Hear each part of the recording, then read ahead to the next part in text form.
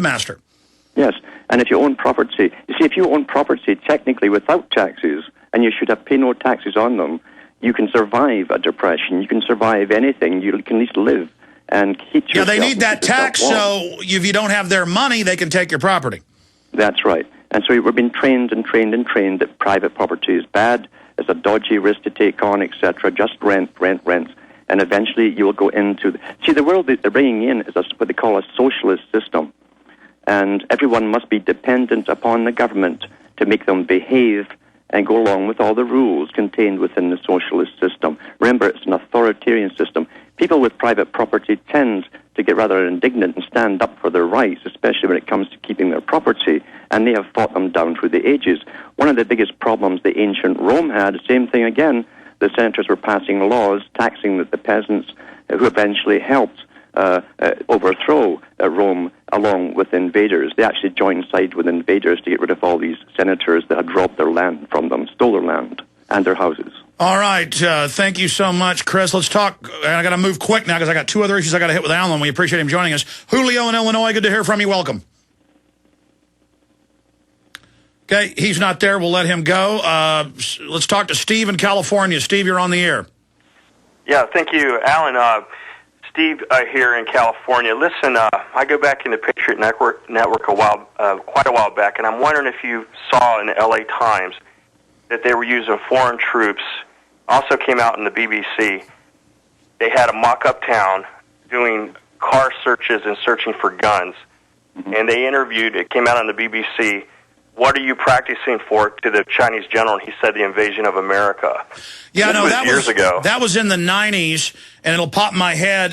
They had Cooperative Nugget 1, 2, and 3. And they had the general on video. In fact, Google General says that troops are part of the New World Order, and it'll come up. Cooperative Nugget, General says troops are part of the New World Order. And he goes, in fact, it's one of my police state films. He goes, you are part of our wonderful New World Order battle force. And it's all these foreigners going, ugh, and they train with role players that are Americans to take them down. Alan Watt. Yes, and they've been bringing all kinds of troops into Canadian bases for the last 20 years and training them. The ex-Soviet troops train in different bases in Canada. It's mainly officers who train, and what they're taught is civil laws of the country and the area. And so that when they bring in the main troops, they already know how to follow the localized civil laws, etc. And first, they're getting us trained to have regular troops, and then as part of NLE 09, it's foreign troops, and now it's Israeli spying in Pennsylvania and everywhere else. They're just, the cops are like, here's the Israelis, here's the Chinese, here's the Czech Republic, here's the Brits, and the cops literally, in fact, they send our SWAT teams over to Iraq to learn how to do it. That was in the Fort Hood newspaper, the Fort Hood Sentinel. Brave rifles trained with APD, and literally the cops just salute to Chinese, you name it. I'm ready to crush the American people. Huh. I mean, that's basically what this is. It is, and also remember, too, you see, that when they signed the treaty at San Francisco in 1946 for the United Nations, every president and prime minister signed away then the sovereign rights of the country to decide its own fate and destiny back then. And any country which tries to pull out of this coming global order that we've been working towards, and we're working through, we're all part of it, really, right now, will be called a rogue state, and then all the other United Nations countries will bring the troops in to get them back under control. That's what this is all about. And they've got all the predictive programming, movies and TV, where the UN lands to restore order because states are breaking away during an economic collapse. Yeah, and you know, that's part of it too, because they know they can bring it on so badly with lack of cash, banks failure, devaluation of the dollar, the lack of food, whatever. Bring it all on at the same time. And there will be chaos, obviously, even amongst this society, where those who have the least stored up, the least whatever, will start rising to steal from other people. Okay. And that will be the excuse they'll bring in these troops. Yeah. And now they're on the news going, we really have trained the troops to take over your local towns, but it can also be for Afghanistan. And the Army Times, you know, but you'll see the lying. In one newspaper, they're like, oh, it's for overseas. And then you actually read the Army Times, and what they're going, no, and it's for America, too. We're here learning how to take the city over. And going back 8 years ago, here is I think it's 7 years ago, a clip from 60 Minutes where they have signs that say, give peace a chance, follow the Constitution. And I've been to these drills where they're training to take on Americans. this is what's really happening. This is what's going on. Let's play a brief clip of the pain ray being used on... And by the way, I didn't see that pain ray article in Paul Joseph Watson's story. Let's make sure he posts that CBS story about that. And while they're finding that clip, I just want to put on screen and let people know something interesting happened. I've never had people search the term Alex Jones before. And I've never searched my name in Google Trends. I've been told it's been in the top 10 before just on its own. But when we started plugging the name Alex Jones at 11:50, and you can go back several days, and you see that there's already giant traffic before we plugged it, searching the name Alex Jones, giant traffic searching the name Alex Jones on the graph. Do we have that 60 minutes now? Or are we almost there? We had to cue it back up. Okay. But Alan, remember the head of the Air Force came out and said we need to use pain ray on Americans first. Mm-hmm. Yes, they will use that on Americans first. They've had this stuff actually since the 1950s, even small portable units that they can put in their pocket and use on you. But the big ones, of course, they've shown, even the military demo vehicles are showing up on Google, testing this stuff out on civilians.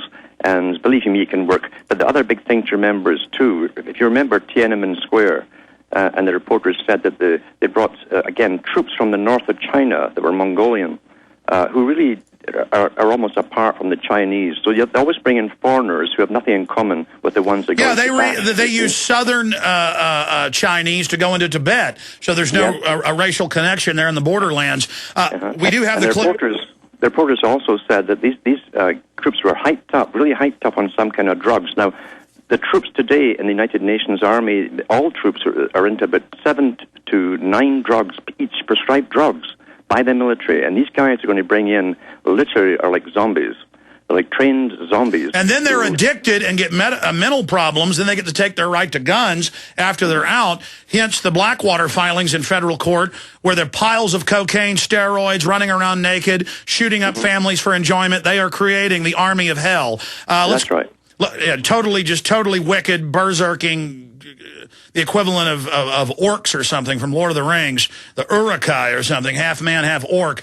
Let's go ahead and play that clip from 60 Minutes. Here it is. Which is being tested at Moody Air Force Base in South Georgia. Go! The targets here are people, military volunteers creating a scenario soldiers might encounter in Iraq. Angry protesters advancing on American troops who have to choose between backing down or opening fire. Off in the distance, a half-mile away, the operator of the ray gun has the crowd in his sights.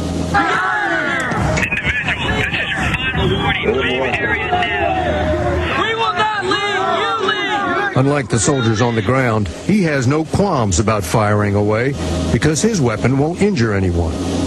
He squeezes off a blast. Get out of here! The first shot hits like an invisible punch. Get out of here! We're not leaving! The protesters regroup, and he fires again. And again. Finally, they've had enough. The ray gun drives them away with no harm done. Officially called the active denial system, it does penetrate. Now they have these out at Tea Party, sound cannons. It's the same announcements. And they have provocateurs cause problems. So they have a pretext to attack you. This is their control grid. Now I want to play a new clip. And we have, again, this report. But notice they say it's for Afghanistan. No, it's not. And Watson has all the Army's own admissions. This is for the United States. It has the dual use of Afghanistan. But I heard troops calling on the radio this morning on 590 AM saying, yes, it's good. This is all good. The economy's collapsing. We're going to take over. So they're now even telling the troops all of this. They're now even admitting all of this to the troops themselves. While we're queuing that up, Alan, your comments on it. Yes, and remember, too, these pain rays that act on microwave technology have different settings on them. And they have two major settings. One is the minor settings up to a certain point. Once they key in the top settings, and I've used this in Iraq, it's up on Google, they literally fry the people. They've done it people in a bus in Iraq. It's well documented by video. You'll see these shrunken bodies. It literally shrinks the body and completely takes all the moisture out, and you're left with these 4.5 feet long ex-human beings. This is the kind of stuff they're going to use back home in America. Yeah. And the next video clip is linked up in the article by Paul Watson, Government Trains Troops to Run American Cities. And we had that at the start. I'm not sure if we're going to be able to have it before this hour ends, but it's all up in the article. Government Trains Troops to Run American Cities. And Paul Watson has a second article on that, U.S. Troops to Deal with Rioting Americans. But the good news is, after we play this Christopher Monckton bombshell interview coming up, I'll be able to come back. It's ready now. Here is the clip. I'm going to get Alan Watt's take on it. Here it is. Starting the day's activities off with a 5-mile run. This is a Government 101 day, the city of Watertown in 3rd BCT, and we felt this was a good way to kick the day off. We'll be spending the morning talking about local governance and spending the afternoon doing some tours of city facilities to include water, wastewater, hydroelectric. This morning's run was really a part of our program, the Peace to the Rock program. We've partnered with several communities, Watertown being one of them. Our 287 Infantry Battalion partners with Watertown. But it's also part of a program we're calling Government 101, where we actually learn from the city officials here in Watertown on how to provide services. The 3rd Brigade Combat Team will use the information that they obtained today from the city and apply that over in Afghanistan to help build more of a community structure. Really, it's learning from experts. They are the experts in civic government, providing services to the population, and we are seeking to learn from them, take some of their best practices, and we'll apply those in Afghanistan where we can in the area that we'll be stationed. These ladies and gentlemen are headed into a situation where, in essence, they will become a local government. Then in our article, we have all the mainstream links of them running checkpoints, DUI checkpoints, searching people, running checkpoints all over the country. But this is the first wave of, oh, the troops are here. Oh, they're jogging with the locals, forming a relationship. And the troops are first told a mission that it's for Afghanistan. Next, they're then told, no, this is for domestic operations. This is a group of newbies who are now being inducted into this. So, oh, well, we helped out to learn how the city runs. Now we're here to take your city over. Alan Watt. Yeah, this is going on absolutely too. And in Britain, they're using other techniques too, including communitarianism, where they're now supposedly giving power back to the local communities. But they've already set up the Sovietized structure through common purpose organizations, which is attached to the Council on Foreign Relations or Royal Institute of International Affairs. It's a branch of them in actuality. And so they've already set up the leaders to run your local Soviet. Soviet meant ruled by councils, and this is the ideal system that the Rockefellers suggested that they bring in many, many years ago. That's what you're seeing happening too. So it's the new communitarian type of system where experts run everything. That was the whole idea of what the Soviet was supposed to be about, expert rule, and civilians do as they're told. Now, the only expert, as far as I'm concerned, about in civilian life are the civilians themselves. You know what you need. You don't need experts to tell you that you can even have it. You have the right to have water and food and all the rest of it. Alan Watt, we're almost out of time. We're going to air this Monckton never-before-seen interview. Then I'll be back with David Icke after the interview, folks. Please tell everybody about the InfoWarsMoneyBomb.com site to donate and the free video stream that's posted at InfoWars and Prison Planet right now. And please send that link out to everybody you know so you can watch and listen to the show. Not just tune in via the free audio streams, because the official radio show ends in about 4 minutes. I'll have to have you back soon, Alan, because I know you're an expert on this, but we know it's declassified. The governments of the world have planned Project Bluebeam, fake alien landings to unify the planet. They are really hyping it now. They had another fake hoax again yesterday in the news, saying aliens were going to land yesterday. The Pentagon's promoting all this garbage. What's your view on that?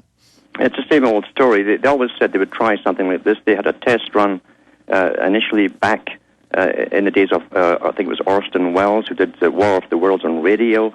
And they used Princeton University Psychology Department with the Pentagon funding as well, and Rockefeller funding, to fool Americans thinking this was a real invasion, to see how the public would react. So this is an old idea. They would scare the public enough about invasions would all come together under a common purpose to fight off an alien invasion, that kind of stuff. And of course, it's a great distraction as well. We know too that the UFO cover has been a fantastic cover alien cover rather than look at what they're building here. They've been building amazing equipment and flying machines